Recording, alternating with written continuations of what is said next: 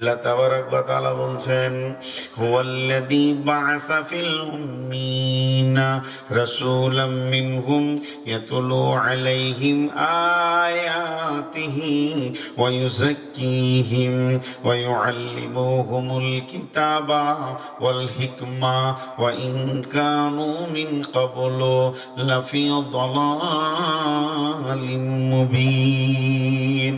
আমি তোমাদের ভিতর থেকে তোমাদের ভিতরে একটা নবী পাঠালাম। সে কি করবে?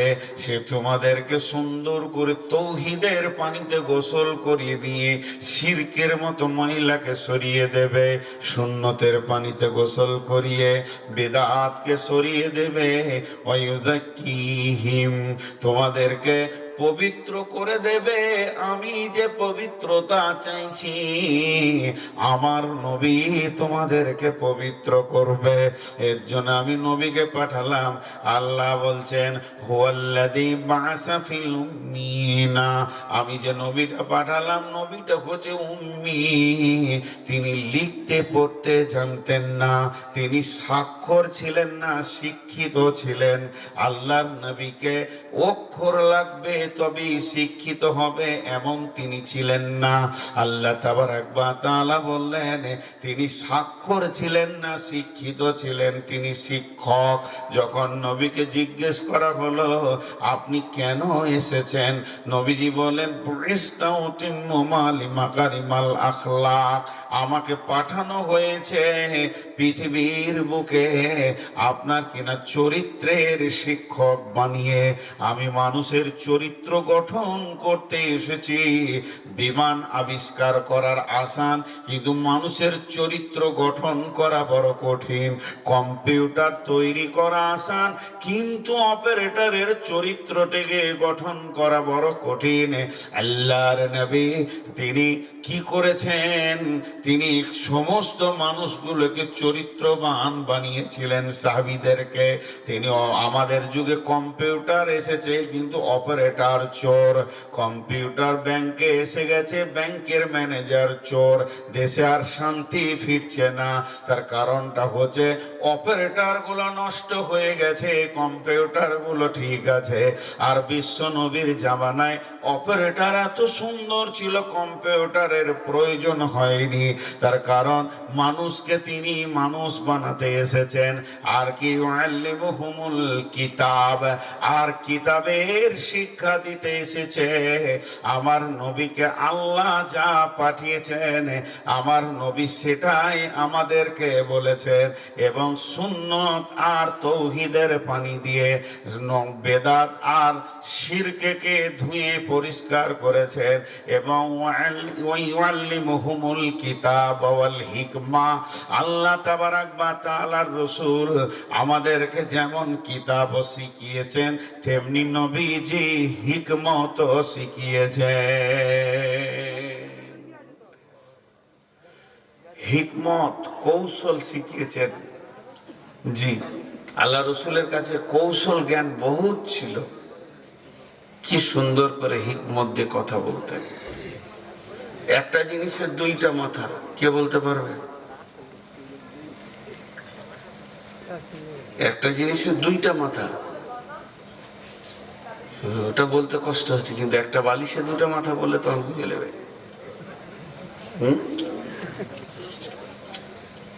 একটা জিনিসের দুইটা মাথা কি বলেন তো? যা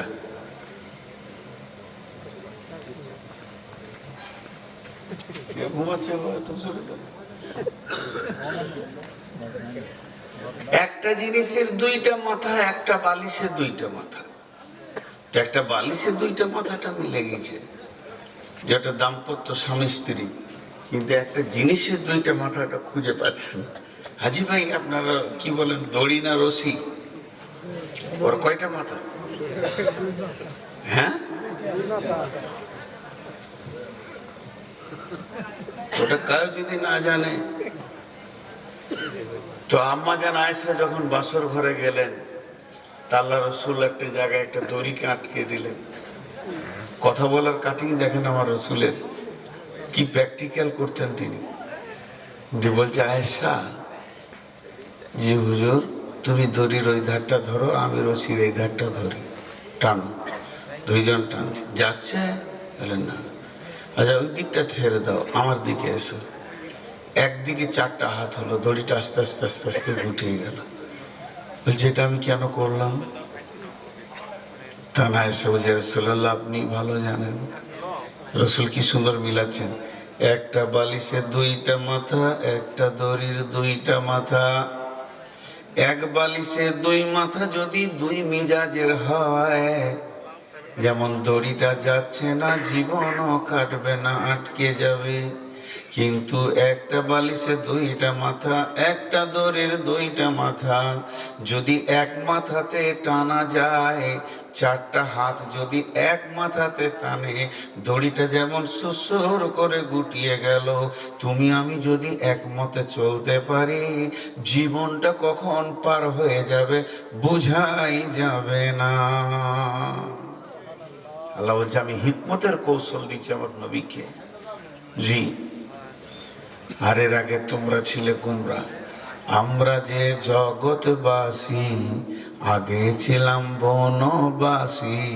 তোমাকে পাইয়া জ্ঞান পায়া রসুল পেয়েছি সান্ত্বনা। আমরা যে জগৎবাসী, আগে ছিলাম বনবাসী। তোমাকে পাইয়া জ্ঞান পায়া রসুল পেয়েছি সান্ত্বনা।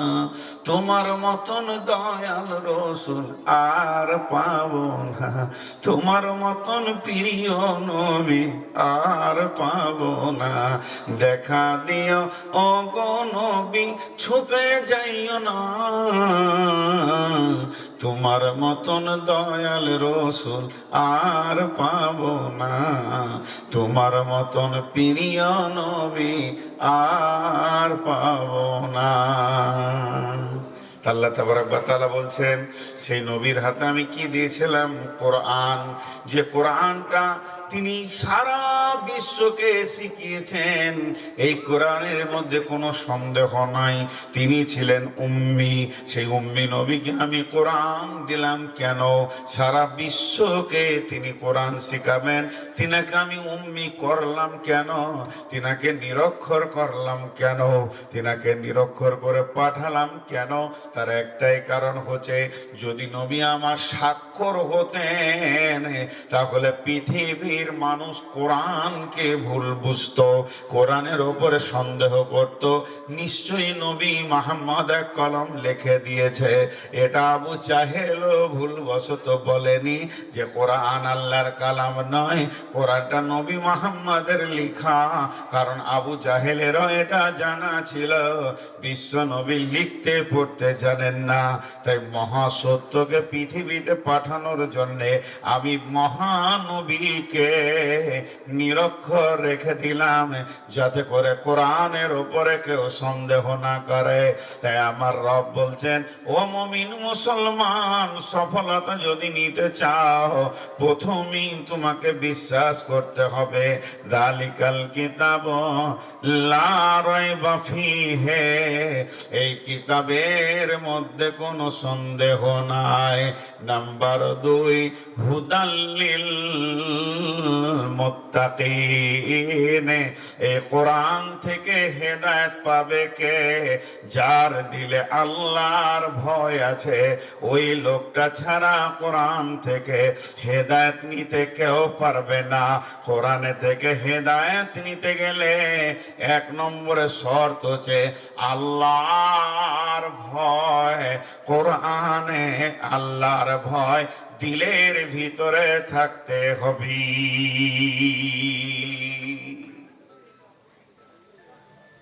জি ভাই, আলিফ বা তাসা জিম হা খা, জের জবর পেশ তাসদিদ জজম, এগুলো যদি কেউ না চিনে, নোরানি কায়দা বাগদাদি কায়দা এগুলো যদি কেউ না পড়ে, সালাফি কায়দা, তাহলে সে কি কোরআন তেলাওয়াত করতে পারবে? পারবে না। তেমনি কোরআনের হৃদয়, কোরআনের ভাব, কোরআনের ভাষা যদি কাউকে বুঝতে হয় তাকে প্রথম নম্বরে আল্লাহর ভয় দিলে আনতে হবে। তো সাহাবী রাদিয়াল্লাহু আজমাইনেরা বলতেন তাআল্লামনাল ঈমান সুম্মা তাআল্লামনাল কোরআন, আমরা রসুলের কাছে বসে বসে আগে আল্লাহর ভয়কে হৃদয়ে এনেছি, আমরা রসুলের মজলিসে বসে বসে আগে আল্লাহর ভয়কে পরিপূর্ণ এনেছি। যখন আল্লাহর ভয় আমাদের কাছে এসেছে তারপরে আমাদের কাছে কোরআন এসেছে। আর কোরআনকে আমাদের গ্রহণ করতে লোড মনে হয়নি, কিন্তু আমাদের দিলে আল্লাহর ভয়ই নাই, এই জন্য কোরআন আমাদের কাছে লোড হয়ে গেছে। আপনারা কি বলেন, কুশার না আখ?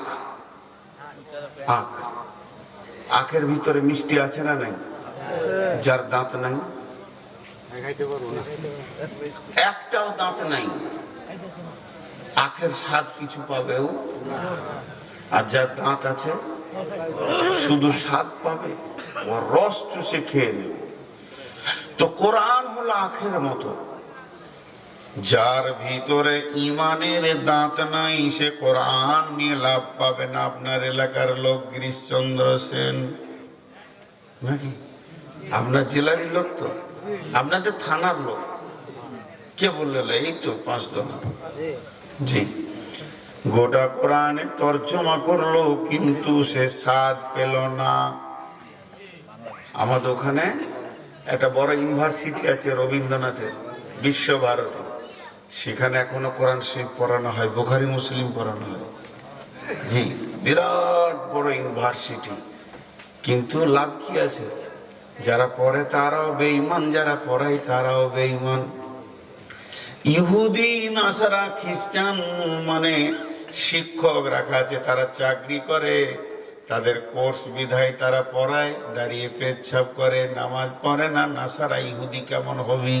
ভাষা আরবি পড়েছে তাই কোরআনে তর্জমা তফসির করে, একদিকে কোরআন পড়ায় একদিকে সিগারেট টানে। এদের ভিতরে কোরআনের অনুপরিমাণ ঢুকে নাই। গোটা আরববাসী কোরআন শুনেছে, রসুল তেলাওয়াত করেছেন, তো আবু জাহেলও শুনেছে, কিন্তু ভিতরে থাকেনি। কেন?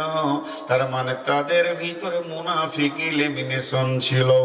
একটা যদি এখানে স্পঞ্জ দেওয়া হয় আর পানি ছিটানো হয়, তো স্পঞ্জের প্রথম নম্বরে মানে স্পঞ্জের নিয়ম হচ্ছে পানিকে ধরে নেবে, তুলাতে পানি ধরে নেবে। কিন্তু যদি প্লাস্টিক দিয়ে লেমিনেশন করা হয় আর ওর ওপরে যদি মুষলধারা বৃষ্টি হয়, এতটুকু ঢুকবে না। তাদের দিলগুলো সব মরে গেছে। আল্লাহ তাবারাক ওয়া তাআলা বলছেন খাতামাল্লাহু আলা কুলুবিহিম ওয়া আলা সামঈহিম ওয়া আলা আবসারিহিম গিশাওয়াত। তাদের দিলগুলো লেমিনেশন হয়ে গেছে, চোখে পর্দা পড়ে গেছে, কানগুলো তাদের বহেরা হয়ে গেছে, এর জন্য তাদের দিলে কোরআন ঢুকে নাই। আপনি আমি মাওলানা মুফতি মুহাদ্দিস শাইখ তো দূরের কথা, স্বয়ং বিশ্ব নবীর কণ্ঠে কোরআন শোনার পর আবু জাহেলের দিলে সে কোরআন ঢুকলো না, কারণ তাদের দিলগুলো লেমিনেশন হয়ে গেছিল। তেমনি পৃথিবীর বুকে অনেক মুমিন মুসলমান বলছি যাদেরকে, তারা খুতবা শুনে, বক্তব্য শুনে, তারা শুনে কত আজ, কত নসিহত, কত সম্মিলন, কত জালসা, কিন্তু তাদের দিলগুলো মরে গেছে। এর জন্য কোরআন তাদের দিলে ঢুকছে না, বসছে না। আর হযরত ওমর বেঈমান হালাতে জিন্দেগি করছে। রসুলের মাথা আনতে গিয়ে রসুলের মাথাটা আনলে 100 উট পাবে। ওমর বীর বিক্রমে জুড়তে দৌড়তে দ্রুত গতিতে গিয়ে বোন ফাতেমার কাছে কোরআনের তেলাওয়াত শুনতে পেল। হযরতে খাব্বাব পড়াচ্ছে, মা বোনকে মারলো, ভাইকে মারলো, বোনাইকে মারলো। খাব্বাব লুকিয়ে গেছে, বলে কি পড়ছিলি রে বোন? বল।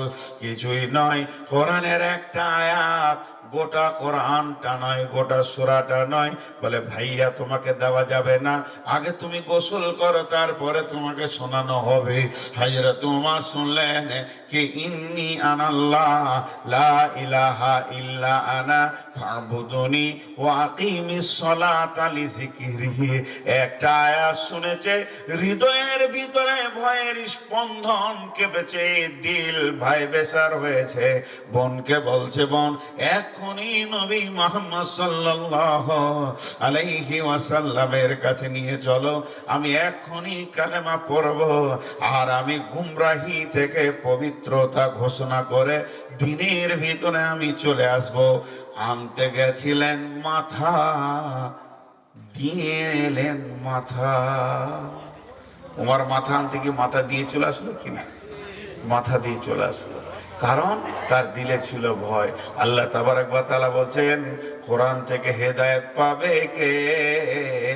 হুদাল লিল মুত্তাকিন। সূরা জোরে বলেন, হুদাল লিল মুত্তাকিন। যার দিলে আল্লাহর ভয় আছে সে হেদায়েত পাবে।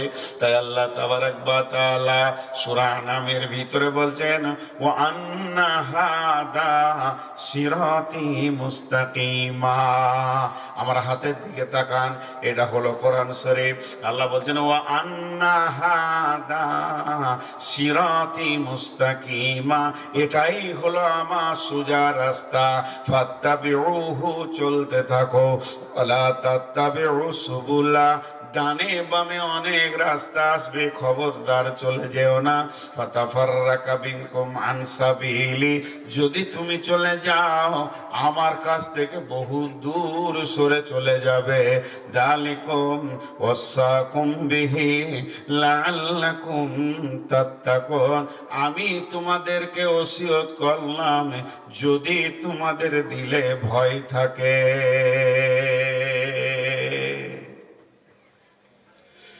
আল্লাহর ভয় যে দিলে নাই সে হেদায়েত পাবে না। জি, আল্লাহর ভয় যে দিলে নাই সে দিলে হেদায়েত পাবে না। তাহলে কত সহজ কথা হলো, দুইটা বলা হলো। এই কোরআনের উপরে দৃঢ় বিশ্বাস রাখতে, যারা বলেন দৃঢ় বিশ্বাস রাখতে। কার কায় বিশ্বাস নাই হাত তুলেন তো, যার যার বিশ্বাস নাই হাত তুলেন। আমাকে নিয়ে দুটো হাত উঠেছে। আল্লাহ, আমাদের সকলে বিশ্বাস আছে ইনশাআল্লাহ। বিশ্বাস আছে তো ইনশাআল্লাহ। ইনশাআল্লাহ আল্লাহ আমাদের সকলের দিলে, হৃদয়ের ভিতরে আল্লাহর ভয় জাগিয়ে দেন। আল্লাহুম্মা আমিন। তাহলে দুইটা কাজ কমপ্লিট হলো। আর কয়টা বাকি আছে? 6টা। এতক্ষণ গাড়ি চালিয়ে মাত্র 2টা স্টপে। জি ভাই, আপনিও আছেন ডানে, ইনি আছেন বামে, যাই কই। আর আমি একাই বিদেশি মানুষ, তাহলে আমি সাথে 2জন এমসি। জি ভাই, হ্যাঁ, বাংলাদেশে থাকতে হবে। আবুল হোসেন এসছে, হাজি আবুল হোসেন সাহেব, ও আমাকে বাংলাদেশে রাখবে। জি, চলেন। নাম্বার 3, আল্লাযীনা ইউমিনুনা বিল গায়বি। এখানে অনেকজন ফেলিওর হয়ে যায়। আল্লাযীনা ইউমিনুনা বিল গায়বি, আল্লাযীনা ইউমিনুনা বিল গায়বি, গায়েবের উপরে ঈমান রাখতে হবে। গায়েব মানে অদৃশ্য। সকলে একবার আমার সঙ্গে শব্দ দেন মিষ্টি সুরে। আল্লাহকে রাজি করার উদ্দেশ্যে প্রত্যেকটি মুমিন মুসলমান মুখ খুলবেন। আল্লাহ আছে না নাই? কবরের আযাব হবে না নাই? কঠিন কিয়ামতের দিনটা বিচারের দিন আছে না নাই? পুলসেরাত আছে না নাই? জান্নাত আছে না নাই? জাহান্নাম আছে না নাই? আল্লাহ তাবারক ওয়া তাআলা বলছেন, এমন কিছু জিনিস তোমরা দেখতে পাওনি আর দেখা যাবে না মওতের আগে পর্যন্ত। ওইগুলোকে অমনি বিশ্বাস করতে হবে যেমন আপনার আমার দেখা যায়। ওই রকম বিশ্বাস করতে হবে। আল্লাযীনা ইউমিনুনা বিল গায়বি, যে গায়বের উপরে ঈমান। আল্লাহ একবার আল্লাহকে দেখা গেল না, ঈমান এনেছে। জান্নাত জাহান্নাম দেখা গেল না, ঈমান এনেছে।